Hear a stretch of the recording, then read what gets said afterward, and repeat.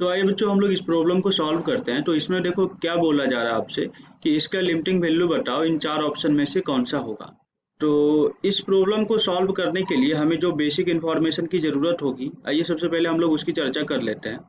तो सबसे पहले हम लोग को तो इसका इन्फॉर्मेशन पता होना चाहिए कि ई की पावर एक्स का जो सीरीज एक्सपेंशन होता है ये कुछ ऐसा होता है। और दूसरा जो इन्फॉर्मेशन यूज करने वाले हैं उसका ये है कि limit x tending to zero जब होता है तो x की पावर x का जो वैल्यू होता है ना ये 1 होता है। देखो जिनको पता नहीं है उसके लिए मैं थोड़ा सा इसका डेरिवेशन कर देता हूँ। ये एक्चुअली में होता क्या है ना कि limit x tending to zero जो है ना, इसको हम लोग लॉग की प्रॉपर्टीज का यूज करके ऐसा कुछ लिख सकते हैं, x log e base x की पावर x।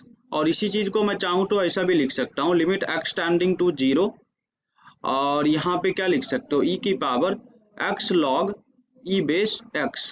और यहाँ से मैं लिमिट की अलजेब्रिक प्रॉपर्टीज का यूज करूँ तो इसी चीज को ऐसा भी लिखा जा सकता है, limit x tending to zero, और ये आपका हो जाएगा log x और डिवाइड बाई 1/x। तो यहाँ पे आप चेक करोगे ना तो ये इन्फिनिटी बाई इन्फिनिटी टाइप को टेंड कर जाएगा।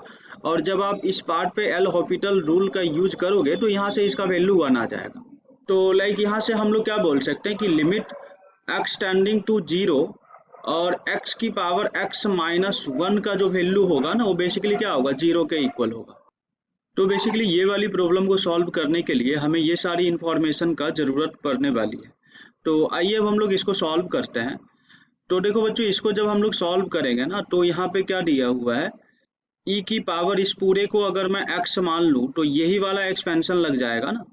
तो इसको मैं अगर एक्सपैंड करके लिखूं तो यहाँ से आप क्या लिख सकते हो, 1 प्लस एक्स की power x minus 1 plus x की पावर x माइनस 1 का whole square divide by factorial 2 जो कि 2 के इक्वल होगा। और अगला आपका होगा x की पावर x माइनस 1 का पावर 3 डिवाइड बाई फैक्टोरियल 3 जो 6 के इक्वल होगा। और आगे का टर्म मैं नहीं लिख रहा हूँ क्योंकि इस पार्ट को आप ओपन करके देखोगे ना तो यहाँ पे ये क्या है, x की पावर x का ही क्या है, स्क्वायर है, और माइनस 1 है, और इस पूरे टर्म का फिर से एक बार स्क्वायर है। मतलब ये बेसिकली आपका क्या है, x की power x minus 1 multiplied by x की पावर x प्लस 1 और इस पूरे का स्क्वायर। तो इसलिए मैं यहाँ तक ही इसको एक्सपेंड करूँ तब भी चलेगा, आगे की लिखने की जरूरत नहीं है। और यहाँ पे बचेगा क्या, x की पावर x ना। तो इसको थोड़ा बैलेंस करने के लिए मैं कुछ ऐसा लिख लेता हूँ, माइनस 1 और माइनस x की पावर x माइनस 1। तो देखो आप मल्टीप्लाई करोगे तो ये माइनस x की पावर x हो जाएगा और माइनस 1 और ये मल्टीप्लाइड बाय माइनस 1 प्लस हो जाएगा, तो ये दोनों कैंसिल हो जाएगा। तो बेसिकली आपका जो यहाँ पे प्रॉब्लम दिया हुआ था ना, इसको हमने कुछ इस तरह से एक्सपैंड करके लिख लिया। और अब हम नीचे वाले पार्ट को ओपन करके लिखे तो ये क्या होगा, x की पावर x माइनस 1 का होल स्क्वायर, और दूसरा टर्म क्या होगा, x की पावर x प्लस 1 का होल स्क्वायर।